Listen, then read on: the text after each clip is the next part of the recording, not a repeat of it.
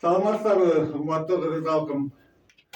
Бүгүнкү Улук Сөз каналынын чыгарылышында биз эки тамга бермекпиз. Бирок деген эки тамга Г тамгасы үч эле сөз болуп калып атат. Ошол себептүү Д, Ж тамгасын беребиз. Г тамгасы жөнүндө түшүндүрүп кетебиз.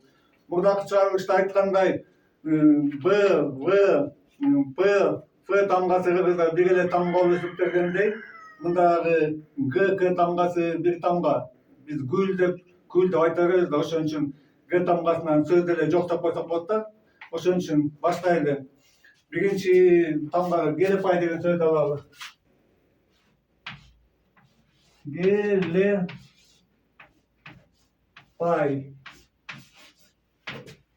Гелепай деген сөз кыргыз тилинде акылы жок, макоо деген сөз эмес. Өз мааниси геле өз үлүшүңдү.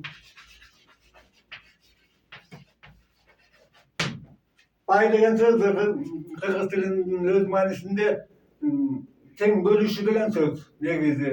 Ошон үчүн пайдалануу деп тигинектин алып туруп өзүнө колдонууга колдонот да. Ошон үчүн пайда, пай, пайыз, тең бөлүшүү деген сөз. Анан тең бөлүшкөндө ошол жерде үлүш жөнүндө сөз болуп атат. Анан гелепай деген бирөөнүкү эле геле мага геле деп ала берген кишини гелепай деп айтат, макул эмес.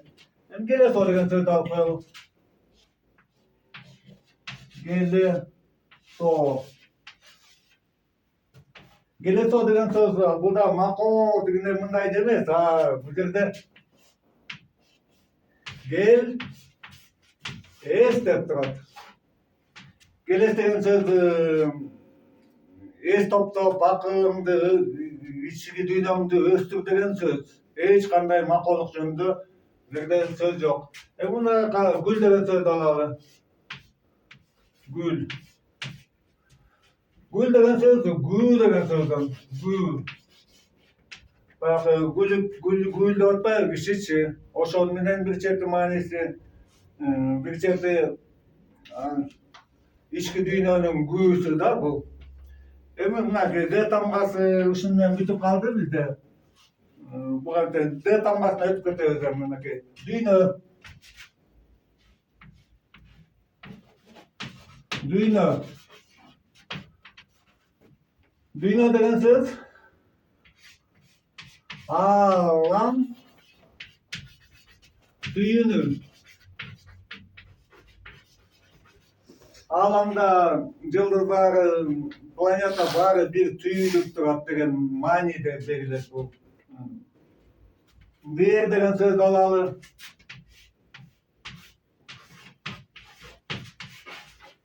Бээр деген сөз чыгармачылыкты иштетүүчү эр. Чыгармачылыкты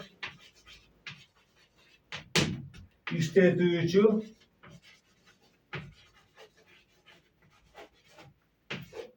эр. Бээринде жок деп баягы бир нерсе ойлоп табууга, бир нерсе жасоого мындай жөндөмү жок деп ошон үчүн айтат. Бул бээр деген сөз Д деген сөздөн келип чыгып атат. Д деген сөз кыл деген сөз, жаса деген сөз. Башка өз мааниси. Дербиш дегенди алсак. Дербиш. Мында дагы дер сөзү болуп атат. Дербиш деген сөз дерин өстүргөн киши.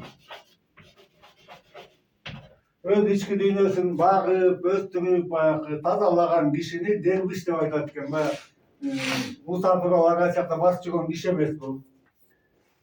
Дыйкан деген сөздү алалы. Дыйкан. Дыйкан деген сөз той деген сөз менен болуп атат. Тойгон. Баягы жерге бир нерсе өстүрүп, багып, ошол менен тоет да. Бул башка той кылат. Ошондон дыйканга айланып кеткен, тойгон деген сөз. Дүлөй.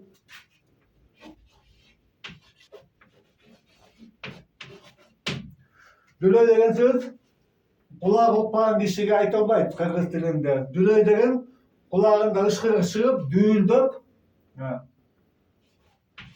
kulağı düğüldöp turgan kişi.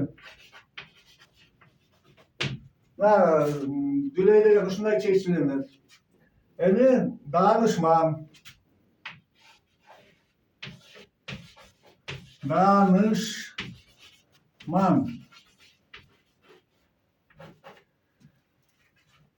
Danışman деген ушул жерде эле өзүңөр байкасаңар мынакей дана иш деген сөз турат мынакей.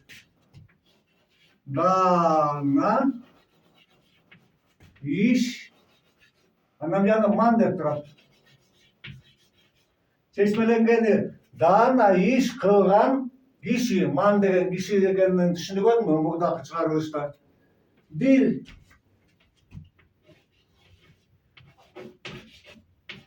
Elдің көбі bilbeyt dil деген эмне экенин. Баягы dilin дөстү, dili жаман, dili жок, абдан көп сөздөр бар. Кыргыздын илгерки өз мааниси кыргыз тилинде. Dil деген кандайдыр жүрөк деген сөз. Эч кандай башка тектер менен байланышы жок. Dil бул биздин согуп аткан жүрөгүбүз. Бул илгерки кыргыздын сөзү. Дегдеп. Дегдеп. Дегдеп чуркатын, паратат, жада абдан көп сөздү колдонот кыргыздар дегдеп деген. Бирок өз мааниси деги качан жетем. Ол чуркоо жөнүндө эмес. Деги качан жетем байлыкка, деги качан жетем сүйгөнүмө, деги качан жетем дагы бир нерсеге деп бул каалоону айтат дегдеп деген сөздү. Деги качан жетем, дегдеп, деги деп турат, деп. Ортосунда качан деген сөздү унутулуп калган биякта. Андан ары уланталы дөдөй. Дөдөй.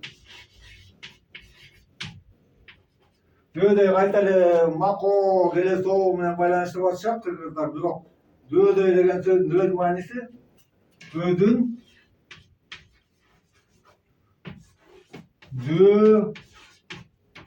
седип болот. Кишилер бар эмес, колунан деле эчтеке келбейт, бирок баарын кылып ичип мен деп кыйынсынган киши. Ошолорду дөдөй деп аташкан. Дарыкана. Дарыкана. Мурдакы чыгарылышында түшүндүрдүм эле, могу кана деген сөздүн мааниси бул дарыкана сакталчу жай деген сөз бул. Дарыкана бар. Дарыкана бар де сакталуучу жай. Сакталуучу жай. Bir ayak. Bir ayak. Bir ayak, bir oyup da kırıda aydatmaz mı? Bir oyup. Bu деген титирөө жөнүндө болот, аябай катуу чуркаганда дене титирейт эмеспи? Силкилдеп. Мына айтканда силкилде деп коелучу.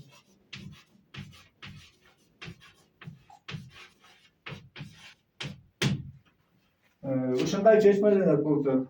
Далил деген сөздү алалы.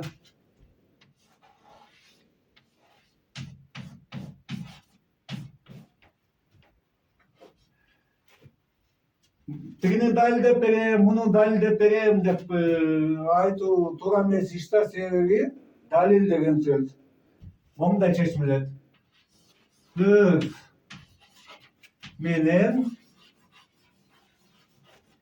иштин дал келиши.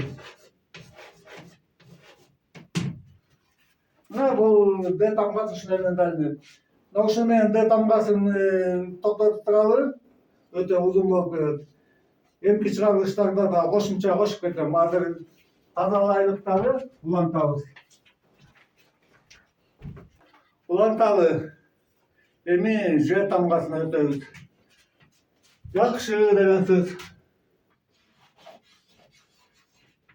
Жакшы. Жакшы деген сөз өзүнүн мааниси бул жакты болуп айтылат.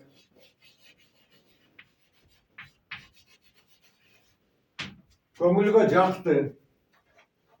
Бул жакшы буюм деп айтылбайт. Бул көңүлүмө жаккан буюм деген сөз болуп калып атат. Улантабыздан жума.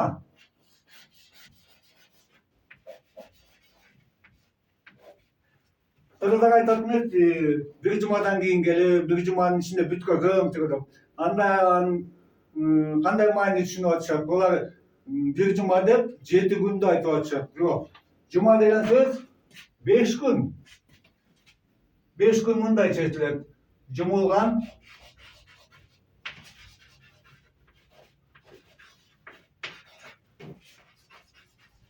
манжалар. Жума деп кыргыздар 5 күндү айткан. Баягы бир жума деп азыр 7 күндү айтып атпайбы? Бул абдан чоң жаңылыш. Жума 5 гана күн. Жума деп билгилеги кыргыздар. Жума деп жер шарын айтышкан. Жер шары. Бул кандайча? Бул жөнөкөй эле, бул жумулган, тоголок, шар түрдүү деген жума деп тоголокторду айтышканда, жумуртка деп ошон үчүн тоголокту дагы жум деп ошондой айтышканда, ишенбегендер үчүн жер деген сөз, жер шарына жума деген орус тилине жум деген сөз зем болуп, артына ля кошулуп кеткен. Жумуля, жум, земля деп. Жолук деген сөздү алсак, жолук. Жолук деген аялдар башына салынып жүргөн жолукту аташкан эмес кыргыздар. Жолук деп жоого аттанганда тууганын алдына байланышуу төр жарчы материалды айтышкан. Жоого аттанганда, жоого аттанганда. Жоо деген сөз турбайбы, байкагыла, жоо. Баягы түйүптү мындай байлап алганда дагы жоолук деп айтат. Аялдар салынып жүргөн жоолукту алалы эми. Аялдар салынып жүргөн жоолук өз аталышы жал. Жал деген сөздөн калды. Жал, ых.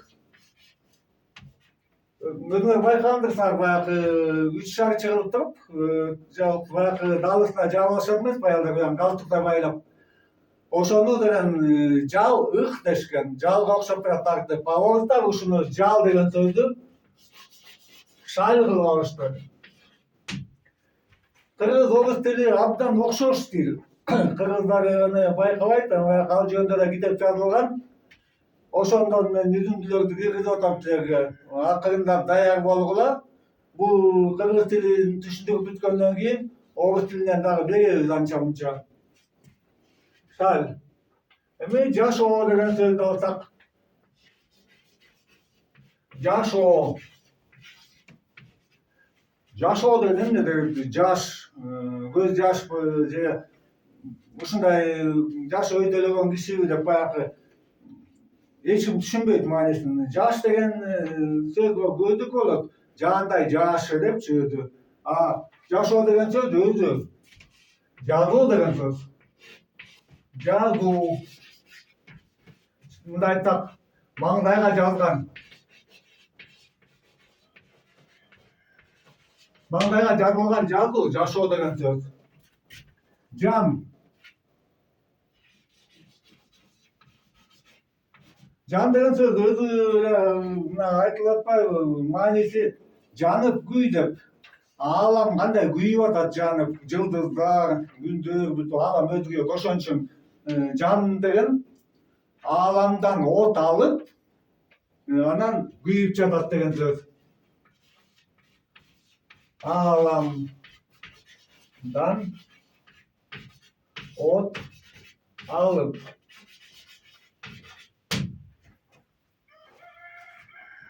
Эми үй бүлөлүк сөздөг өтсөк, жентек.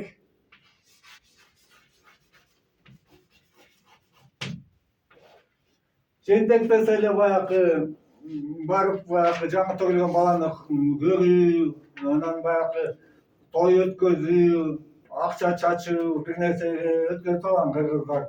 Бирок жентек деген сөз аны менен эч байланышы жок. Жентек деген сөз жаңы тök деген söz. Bu kандай жаңы тök деп айтыш мүмкүн. Бул жаңы жерге төгүлгөн аялдын ичинен тышка төгүлгөн өмүр, жаңы төгүлгөн жашоо, жаңы төгүлгөн мындай жан да. Жентек деген сөз жаңы тök. Жеңе деген сөздү алсак,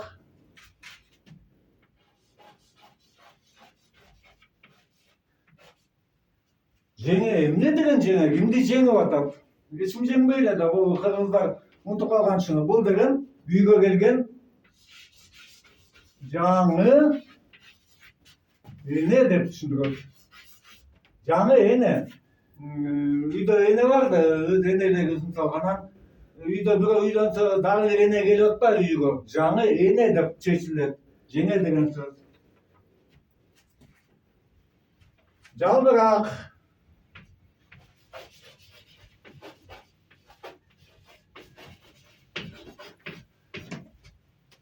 Жалбырак деген жал өңдүү. Жал өңдүү. Барак. Жал өңдүү мындай капылган барак. Өз мааниси ушундай чечилет. Жерене. Жерене. Эне сөзүн мен жөнүп аткам, ичине планета жөнүндө атат сөз. Жер деген сөздүн мааниси, чыныгы мааниси баягы жер шарын жума деп аташкан деп атпаймынбы? А жер деген сөз бул планета эмес. Бул кадимки эле баягы жердин үстүнкү катмары, жер. Эмне үчүн жер деген мындай чечилет? Жер деп эки тамга менен айтылат. Эмне үчүн эки тамга менен? Бул жер деген өстүрүп чыгарат, өсүмдүк баарын. Бирок кайта жашоосу өмүрү бүткөндө буларды жеп коет бул. Жок кылып кайта топуракка айлантып коет ошон үчүн. Бергенин кайта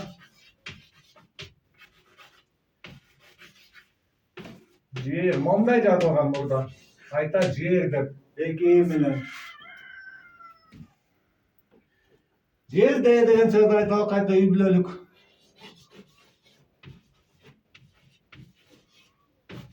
Бул эч кандай жез менен эч неке менен байланышы жок. Бул бузулган сөз азыр. Жезде деген мынакей жеңе деген сөз жаңы эне болуп атпайбы? Жезде деген жез деген сөз. Жаш деген сөз. Жаш. Де деген сөздү мурда ата деген. Жаш ата. Жез эмес, жаш ата деп айтылып атат сөздү. Эми уят сөз болуп калат, өзү силер бирок деген бунда эч кандай нерсе жок. Мына жыныс деген сөз. Жыныс.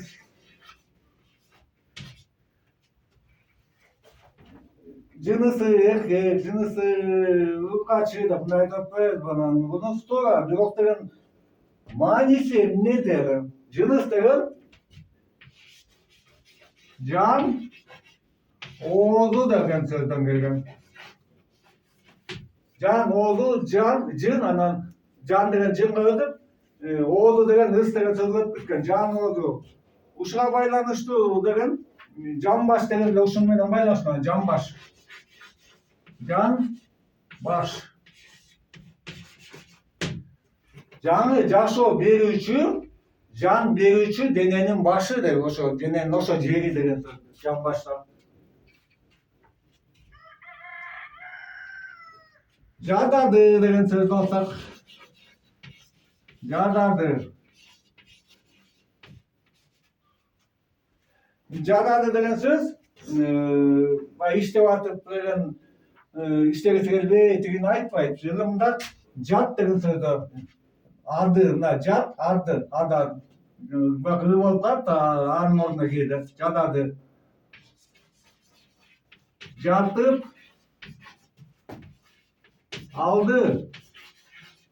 İşte жатып aldı degенди жадады дечү. Бак ушуга окшош эле сөз жыдыды.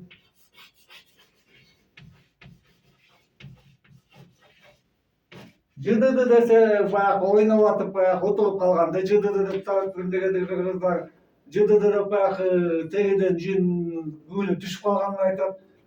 Чыныгы мааниси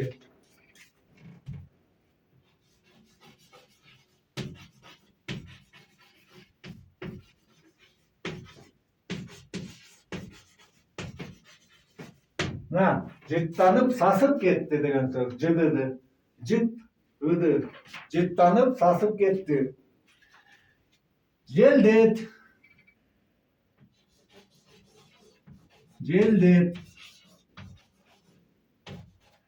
Желдет деген сөз көбүнчө ханга баш ийип, падышага баш ийип, баягы кишилерди жазалоочу, же болбосо бирөөнүн башын алчу баш кесерлерди айтып атат кыргыздар. Чыныгы мааниси мынакей. Шыпыргы менен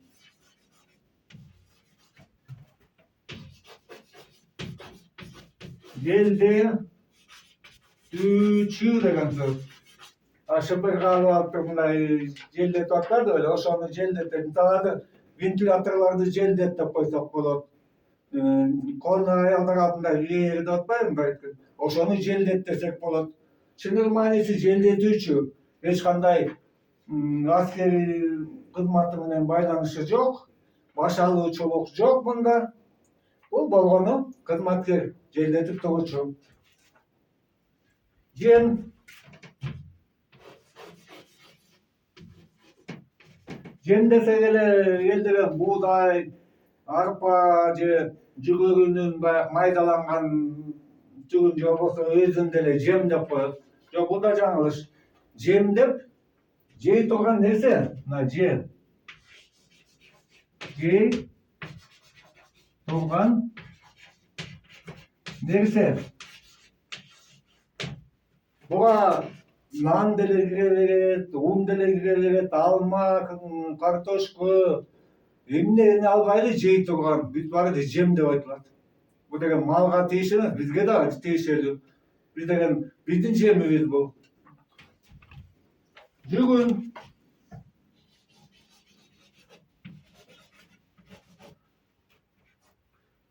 Жүгүн. Жүгүн деген сөздүн өз мааниси мынакей. Жүк басып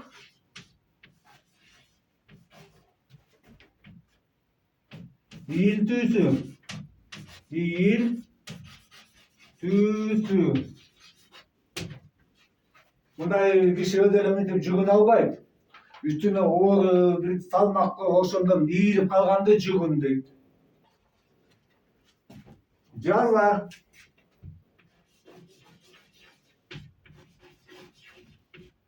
Жаза.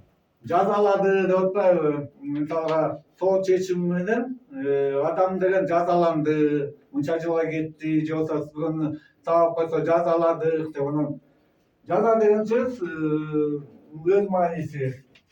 Маңдай жазуусун, маңдай жазуусун Özgürtü. Mangajası özgürtü.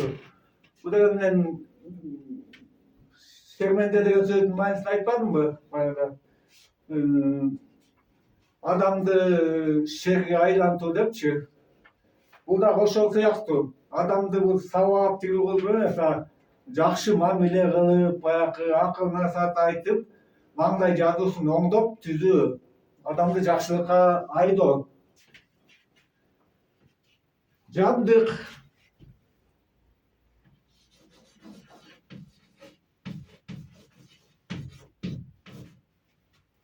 Жабдык деген сөз ат жабдык, машинанын жабдыгы тиги деп эл сүйлөй берет. Өз маанисин алсак, бул деген жөн эле жабуу деген бир нерсени жабуучу.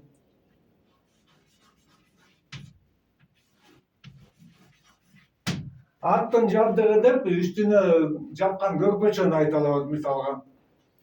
Башканы айтпайбыз биз. Эмненин үчүн жаап атабызбы? Эр токумду эле айтып койсок болот элечи, үстүнө жаап атат деп. Бирок анын өз аты бар да. Токуй турган. Бул жабдык деген жабуу деген сөз менен кетип атат. Жөнөкөй деген сөздү алсак. Жөнөкөй.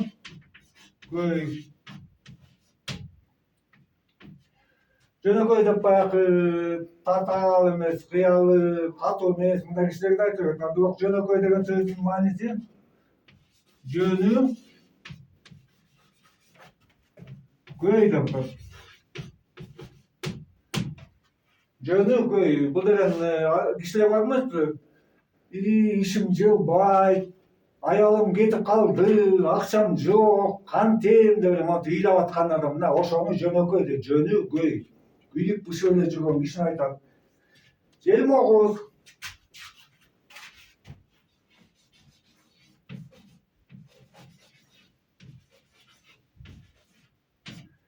Желмогуз деп эч кандай бир шайтан, жин шайтандарды айтпайт.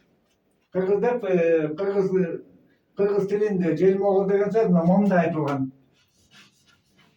Желме өгүз. Мурда ушундай атайын өгүздөрдү, букаларды үйрөтүшчү абдан алыска оор жүктү, абдан бат ташыганга. Атын унутуп калдым. Бирок ошондой болгон. Азыр деле Индонезияда мисалга бир мындай союлдун эки жагына эки буканы чегип туруп жарыштарга катышышат. Мына ошондойлорду желмеге өгүз дешкен. Желмогуз эмес, желме өгүз. Жийиркенүү.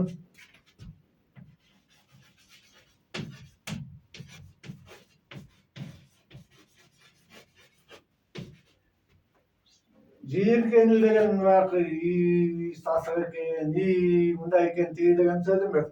Бул болгону беттин булчуңдарын жыйыруу. Эми жыйырганды билесиңер да, мындай бир иш болуп калат ошо. Жазганда жый менен жазылбайт. Жыйыр кануу деп жазылат кыргызда. Жыйыр кануу, жийиркенүү эмес. Желмаяк.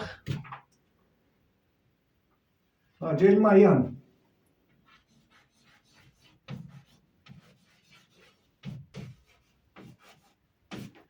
Желмаян деген сөз кыргызда аябай бат чокачу жанды айтат эмеспи? Бул туура, бирок жазганы бул азыр илгерки кыргызча айтып атабыз желмаян деп. Мына желмаян деген сөздү кыргызча азыркыча жазсак желме жан болуп окулат. Жан деген сөз ян болуп айтылган илгерки кыргызда. Азыр өзбектерде, көп элдерде ян деп айтылат эмеспи? Жан деген сөз ян деп. Мына ошондой желмаян деген желме жан. Жумуш деген сөздү алсак.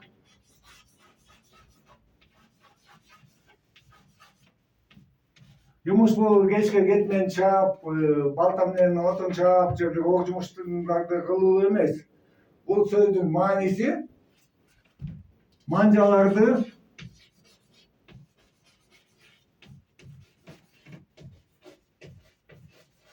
жумуу.